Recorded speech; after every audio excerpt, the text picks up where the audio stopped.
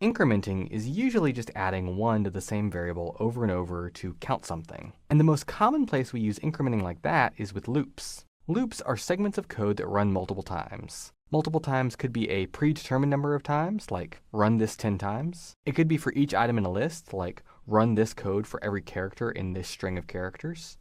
Or it could be while some condition is true, like run this until we find what we're looking for. We'll talk about loops a lot more extensively later, but for now, we'll use a simple example to demonstrate incrementing. Imagine we wanted to count the length of a string, and we didn't realize that the length function existed. So how would we do that? Well, here's the code that would get it done. Line 2 creates a variable called letterCount and gives it the initial value 0. From the name letterCount, we can probably infer that this is the variable that will hold how many letters are in the string. Or in this case, really, how many characters are in the string. We set it equal to 0 because we haven't started counting yet. We haven't counted any of them yet. So right now, we know of 0 letters in that string.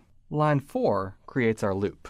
We haven't seen loops yet, but for now, just know that this kind of loop, called a for loop because of the word for, runs the code that's indented under it for every single letter in whatever is given after the n operator. So this loop right here basically says run these 2 lines of code, really this 1 line of code because 1 is a comment, but run these 2 lines of code for each character inside that string. So it starts by running this code for h and assigns letter count to its current value plus 1. Its current value is 0, and so now its new value is 1. To keep track of this, it can be useful to actually write out some of our variable names and update their values as we go along. So here we have a variable named letterCount, and its original value was 0. This loop runs once for the letter h, and letter h takes the current value of letterCount, which right now was 0, and changes it to that plus 1. So now our new value of letterCount is 1. The loop then runs for the e, takes our current value, and adds 1 again to our current value of letterCount. So now letterCount is 2. And hopefully you can kind of see how this is going to continue. It's going to run for L, L, O, comma, space, W, O, R, L, and D. And each time, it's going to increment, or add 1, to letterCount. So letterCount will go from 0 to 1 to 2. And eventually, it will hit 12. Because after each run, it's 1 higher than it was before. And it runs for each character, and there are 12 characters.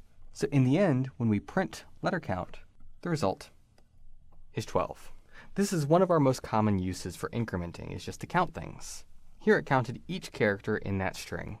This code ran once for each character in that string, and each time the code ran, it added 1 to our variable letterCount. And so letterCount always holds the number of characters we've found so far in the string. Now this is a relatively simple example, at least of the idea of incrementing, but we can imagine something more complicated.